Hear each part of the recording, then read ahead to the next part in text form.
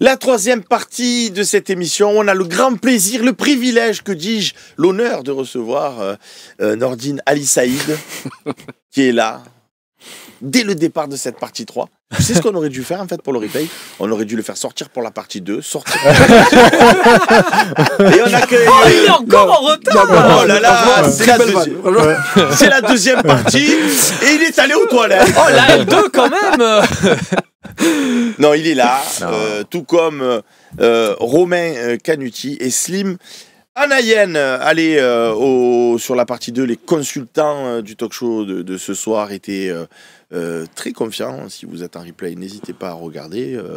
Ils n'ont pas peur que les Olympiens ne soient pas motivés lors de cette rencontre, donc c'est de bon augure. Maintenant, on va parler du coup de cette équipe de Saint-Etienne. Loïc nous a préparé la petite infographie avec le 11 probable de Saint-Etienne. Là, il est très serein. Dans les cages, Pim, arrière droit, Pam, attaquant, Poum. Là, il est très serein parce que ça se trouve, tu vois, le central droit. Tant il a fait une faute d'orthographe, d'habitude on le reprend à chaque fois. Là, il sait très bien qu'on va pas pouvoir le reprendre. Là, il a laissé le correcteur automatique y aller. On ne sait pas qui c'est. Non, bien sûr, on connaît Davitashvili, qui est vraiment un joueur très intéressant. C'est dans la lignée. C'est pas le même profil, mais on s'est compris. Je vais dire des Andy Delors, des trucs, des mecs un peu feu follet, un peu. Je pensais à. Merde. Il faut que le nom sorte, par contre, c'est bien. Parce que si toi tu pensais Kvaratskhelia. Oui, alors. Non, mais bien sûr. Non, mais tu vois, dans le profil, c'est le même profil. Ils ont un mec qui s'appelle Mouton pour de vrai. Ouais. T'imagines? Le mec s'appelle Chèvre. Ah, on a que des chèvres et tout. Pourquoi vous êtes dur avec moi? Ça peut marcher, effectivement. Ils ont l'Arseneur dans les cages. C'est un peu le symbole de cette équipe, c'est-à-dire qu'il était un très bon gardien en Ligue 2 l'an dernier. Et qui là, tu sens que la Ligue 1, c'est vraiment trop pour lui, quoi. Il prend est-ce qu'il y a, pour être sérieux quand même, lors de cette émission, est-ce qu'il y a quand même des joueurs, là, vous me sortez toujours à chaque fois des noms avant d'affronter les adversaires, attention à. Si. Tu veux que là, qu'on te dise qui c'est qui les nuls? Davitashvili, non, mais c'est un bon joueur. Hein. Oui, c'est leur meilleur buteur, il a 5 buts, il me semble, 5 buts et 2 passes décisives. Sur l'échelle du danger, il faut s'en méfier comme qui. Je pense que c'est leur meilleur joueur, en tout cas. Oui, mais par rapport à des adversaires... C'est leur seul joueur. Voilà, par rapport à des adversaires qu'on a déjà rencontrés. Mais t'avais Cafaro qui pouvait t'embêter, mais il est suspendu. Je dis pas que Cafaro c'est un énorme joueur de Ligue 1, mais il est capable de gestes de classe, des gestes un peu de folie de temps en temps. Par rapport à ce qu'on a joué, mais là, franchement, t'as Sissoko Ouaji qui ont essayé de percuter, mais pour moi, en tout cas, c'est même meilleur qu'Al Melaïdi qu'on a vu à Angers, par exemple, qui nous a fait un peu mal. Ouais. Déjà. Donc pour moi, Davitashvili, c'est un peu meilleur. J'avais vu contre Lyon, il avait fait plutôt un bon match. Il a mis en danger un peu l'équipe lyonnaise à lui tout seul. Saint-Etienne, mais comme disait Nordine tout à l'heure, ils ont gagné Lille 1-0 et Lille, ils ont battu. Ouais, mais ça a été c'était Lille après ce match-là. Ça a été gros coup de gueule. Il avait un peu pris par-dessus la jambe ce match-là et il intervenait justement après une série de matchs de Coupe d'Europe, la fameuse. Donc nous, on n'a pas cette excuse-là. Et vraiment, vraiment cette équipe-là, vraiment, je regarde et évidemment, je les respecte. Ils ont leur place en Ligue 1 et c'est pas ce que ils ont gagné leur accession en Ligue 1. Ils n'auront peut-être pas leur place en Ligue 1 l'année prochaine. Mais je veux dire, normalement, c'est une anomalie que d'être inquiété par cette équipe-là. Ça ne doit pas arriver. Alors, quel serait ton prono du coup? Pour moi, c'est non seulement victoire et clean sheet. C'est une logique. C'est pas un prono, ça. Oui, mais ce que je prono, je veux un score, s'il vous plaît. 2-0. Voilà, 2-0. Slim Anayen, un prono. 3-1. À toi, tu nous vois encore prendre un but, du coup. Ouais. Moi, 4-1. 4-1, moi, je te vois. Donc, on a du 2-0, du 3-1, du 4-1. Mais encore une fois, je dis ça, c'est pas... On est une émission, qu'on s'entende bien sur le chat et tout, on est une émission, on n'est pas là pour fanfaronner, pour dire « Oh, on est l'OM, on est les plus forts ». Au contraire, on est le premier tout à l'heure à dire on dit c'est le meilleur, mais regardez le potentiel de João Neves ou quoi que ce soit, alors que c'est un joueur du PSG, on pourrait se dire... On n'est pas là pour... mais c'est pour bien montrer que cette équipe-là, normalement, voilà, quand on dit il faut faire attention, on n'est pas là pour crier au loup toutes les semaines. Quand il y a des trucs qui sont normalement faciles et qu'on doit être en capacité d'exploiter sans transpirer, comme l'a fait ne serait-ce que Rennes la semaine dernière, on est en capacité de le dire. Donc là, effectivement... Jojob64, c'est le 15e de Ligue 1, tu as le droit de dire ça, c'est pas insultant de le dire. Jojob64, il dit pourtant c'est ce que vous faites quand tu as dit on n'est pas là pour fanfaronner. Non, fanfaronner, c'est de dire. On est l'OM, l'OM a gagné 2 matchs. Avec le maillot de l'OM, normalement, tu n'as que des monstres sur le terrain. À Saint-Etienne, les yeux fermés, avec un café dans la main et une canette de soda dans l'autre main, tu vas gagner. Ça, c'est fanfaronner. Mais dire que si tu mets les ingrédients et que si tu poursuis ta dynamique, que tu vas presser haut, tu essayes de mettre du rythme, et je le dis et je le redis, pourquoi il y aura 4-1 pour moi? Parce que tu vas aller en transition rapide, tu vas essayer de percuter. Si tu mets des ingrédients de ce style-là, là, tu vas pouvoir t'imposer. Ça, c'est pas fanfaronner, c'est essayer, avec les éléments qu'on a, de décrypter ce qu'on peut voir ce dimanche. Messieurs, modestement. Merci pour la précision Nordine. Avant de passer au coach chez nous, il faut quand même qu'on parle du point météo, parce que j'ai lu ici et là que le match, on ne sait pas, est-ce que ça va être reporté ou pas? Ça va mieux. Ça va mieux? Normalement, non. Ouais. Normalement, non. Mais de toute façon, ils sont équipés, Saint-Etienne, ils ont la bâche, ils ont les tout. Ouais, après, quand tu as vu leur effectif, ils ont peut-être pas les moyens de... Bah là, tu vois, tu fanfaronnes. Oui, c'est une petite vanne. Là, il faut un petit peu. Ouais, ça, c'est une émission, c'est de la bonne humeur. Ça va. Ouais, parce qu'il y avait une année où il avait été reporté au lendemain. Le match Saint-Etienne-OM, c'était à l'époque Sampaoli. Donc ça s'était passé. Là, le problème, c'est que lundi, ils annoncent pire que dimanche. Donc ça pourrait pas être le cas. Donc si c'est reporté, ça va être une autre date ultérieure. Donc ça sera un peu plus compliqué. Mais peut-être dans la semaine. Peut-être on fait le match de Coupe de France et on dit qu'on te double. Celui qui gagne, il gagne le championnat. Mais normalement, non. D'après les dernières infos météo, ça devrait se jouer normalement. Oui, je pense que DAZN va faire aussi le nécessaire. Si... DAZN, il devrait faire le nécessaire s'il y a une tempête de neige. Non, mais c'est eux qui ont choisi cette case-là pour un match à Saint-Etienne. Mais après, pas DAZN. Oui, après, si tu as 15 cm de neige. C'est eux qui diffusent. Et à l'époque de Canal, ça s'est vu aussi. Le diffuseur a intérêt à ce que le match se diffuse. Et des fois, met en ordre les moyens, on va dire, avec à occasion de matériel technique. Pour la pelouse, pour autre. Donc, vous pouvez le faire. La luminothérapie. DAZN.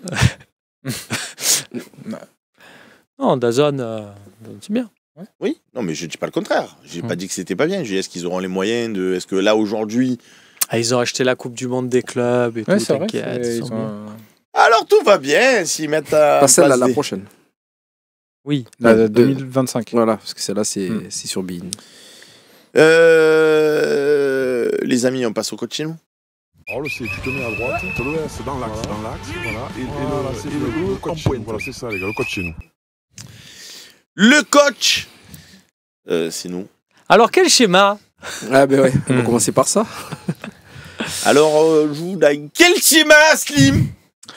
Moi, je. Cornelius. J'hésite, mais je resterai à 3 derrière.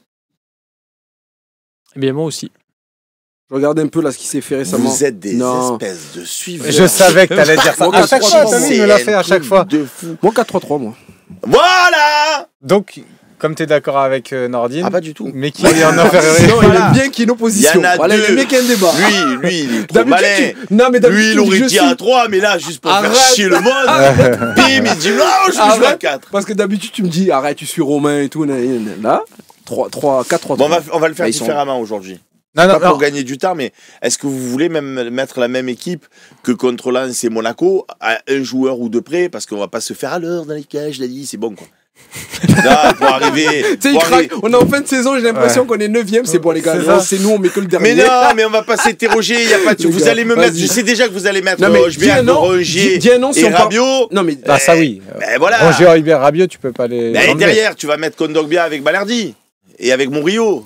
Tu vas pas t'aimanter une vie. Mais viens, on l'a fait ma rubrique où tu dis alors moi je vous aurais proposé. On va faire comme ça. Pour le 4-3, Loïc, mets-moi l'équipe de Monaco et vous me dites avec qui qu'est-ce que non mais je te plaît, Loïc. Je voulais savoir quand même pourquoi il voulait repasser en 4-3-3. Discuter pas l'instant.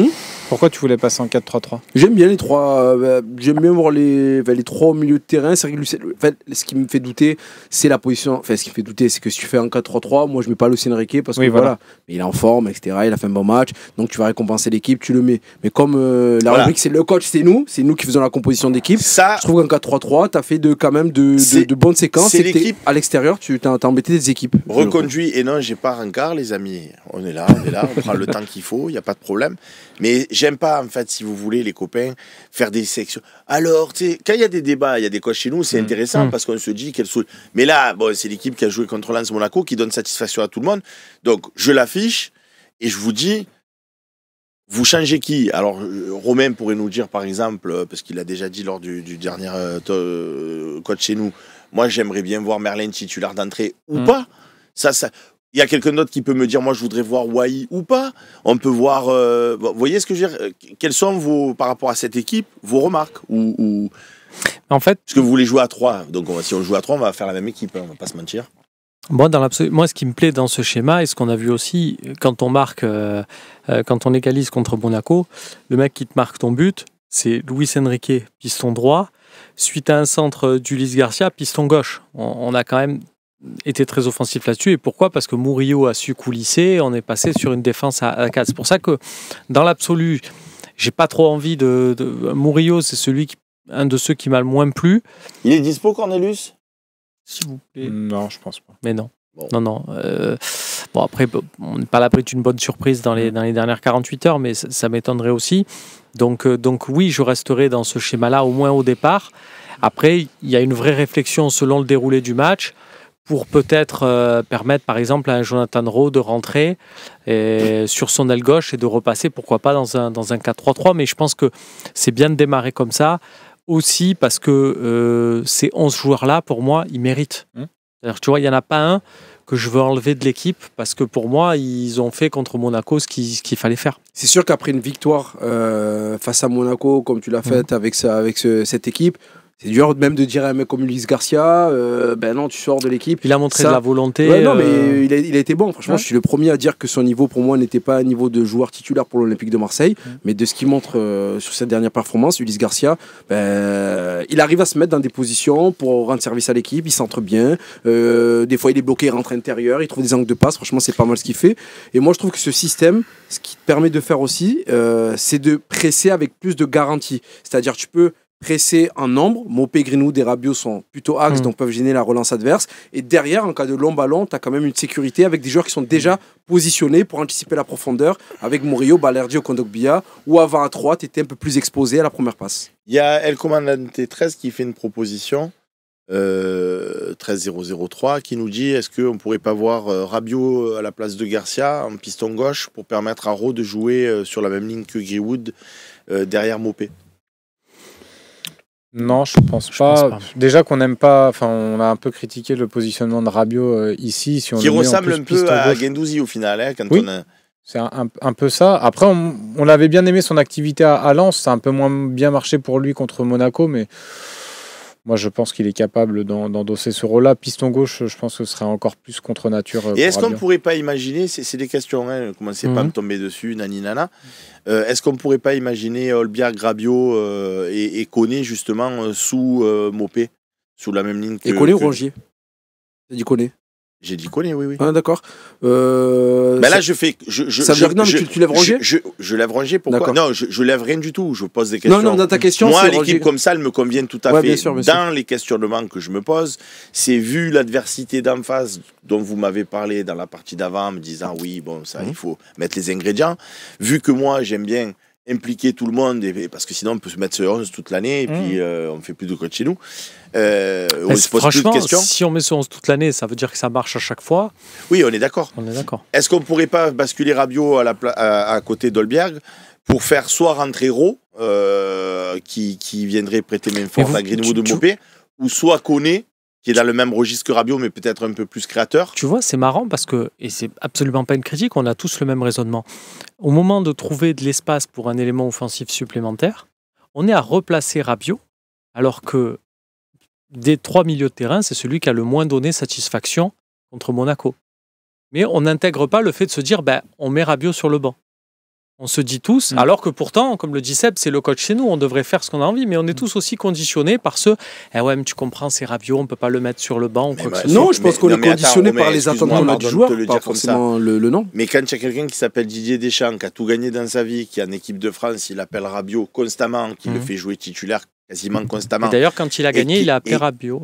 Et qu'il appelle jamais Rongier, j'ai plus tendance à me dire je vais faire sortir Rongier que Rabiot. Parce que s'il y a le sélectionneur de l'équipe de France qui n'a jamais appelé Rongier, ou peut-être tu vas me dire si une fois un match non, de c'est pas ça. je sais non, pas quoi. Ce que je te dirais, c'est que quand il a mis Rabiot, c'est la période où l'équipe de France a moins gagné du coup. Ben là, son retour, il a marqué 2 buts, donc pour le coup. Oui. Un match contre l'Italie. Mais non, mais je suis pas. Moi, c'est pas pour dire, mais c'est que contre Monaco. Entre Rabiot, Højbjerg et Rongier, d'ailleurs, si tu prends les notes du Fosséen, celui qui est le moins bien noté, c'est Rabiot. Après, la question, ma question, quand je vous pose des questions, aussi. Non, pas forcément pour Højbjerg, mais plus pour Mopé. Est-ce qu'on remettrait pas Wai? Moi, l'équipe comme ça, elle me convient parfaitement, je vous dis la vérité. Est-ce que vous avez des envies? Non, on ne remettrait pas Wai. Au final, j'ai fait un coach chez nous plus long que si on avait on ne remettrait pas Wai parce que Mopé, lui, tu vois, ce que tu parles beaucoup d'état d'esprit, on a parlé beaucoup de pressing, de jeu vers l'avant, de transition. Et Mopé personnifie tout ça. Il est aussi parfois. Il manque parfois d'intelligence. Des fois, il a un jaune, il va faire une connerie, il a un rouge, voilà, comme contre Angers. Mais c'est un joueur qui a du caractère et du caractère football. C'est-à-dire qu'il n'hésite pas à se mettre dans les petits espaces. Il s'est fait défoncer par Kevin Danso pendant tout le match à Lens. Il a continué de faire des appels pendant que 90% des joueurs de football auraient dit « Mec, t'as gagné, c'est bon, je vais décrocher, je vois une de touche, si j'ai un ballon dans la surface. » Alors que non, il y a cru jusqu'à faire cette passe décisive. Et un joueur qui y croit, qui continue de faire des appels, quand bien même il y a de la difficulté en face, c'est un joueur quand même qui donne des garanties. Et c'est avec des joueurs comme ça que tu vas pouvoir chercher haut, que tu vas pouvoir embêter l'adversaire. Et après, comme j'ai dit, si tu changes, c'est pour mettre Jonathan Rowe, mais pas pour sortir Rabiot, Rongier, qui sont satisfaisants et qui t'amènent des garanties de la sécurité, ce que cherche De Zerbi. Et puis c'est pareil, faire rentrer, mettre absolument Wai, alors qu'il t'a pas forcément montré plus que Mopé quand il entre en jeu. Donc je verrais pas trop l'intérêt de. Et par contre, ce que je ferais, c'est faire rentrer peut-être Wai plus tôt dans la partie. Peut-être. T'as 2, t'as 3-1, mais là tu dis à Wai, vas-y, profite. Mopé, t'as mis ton but, ta passe D. Oui, j'aurais pas fait peut-être 10 minutes. Je vais faire rentrer peut-être plus tôt. Quant à Merlin, moi, ça m'intéresse, notamment dans la complémentarité avec Rabiot. Ce que j'ai vu en mais tu le mets titulaire ou pas? Non. Et à droite, qui on peut Paul mettre Lirola. Vu que tu es sur les interrogations sur cette composition, moi, ce qui m'interroge et ce qui me fait, même s'il y a eu des bonnes choses face à Monaco, on voit que le positionnement de Greenwood et Mopé, c'est pas naturel. Et Greenwood qui n'a pas de certitude, après c'est à lui, c'est son niveau de jeu, c'est lui qui doit augmenter son niveau de jeu. Je trouve pas que d'être intérieur sans partir de loin du côté, je trouve pas que ça lui soit favorable. J'aime bien moi quand il est ligne, il fait l'appel intérieur. Là il était sur les phases arrêtées, c'est-à-dire positionné sans faire d'appel intérieur, et il a eu beaucoup de difficultés face à une adversité différente. Toi, parce que tu as en tête les images lignes où il n'y avait pas 2 joueurs sur lui. Ouais, c'est ça, parce que contre voilà, parce que quand il est ligne, mais que tu as 2 mecs au marquage, oui, il bien sûr, bien moins donné. Après, tu vois, mais et là, on va fanfaronner. Vas-y, fanfaronne. Allez. Mais si c'est 2 Stéphanois sur lui, c'est peut-être moins. Est-ce qu'on peut pas aussi, les copains sur le chat se posent la question, est-ce qu'on peut pas aussi reposer un peu Greenwood, même si on n'a pas non plus 370 matchs cette année, pour voir Rowe à la place? Non, mais après, tu vois, là, on a un match de championnat contre Saint-Etienne, il y a un match de coupe qui arrive 13 jours plus tard. Je pense que là, le match sera plus propice à quelques changements pour justement concerner tout le monde. Je vous ai dit quoi au début de cette émission, hein? Je vous ai dit on fait la même équipe, c'est bon, on passe à la suite, donc vous savez quoi? On passe à la suite.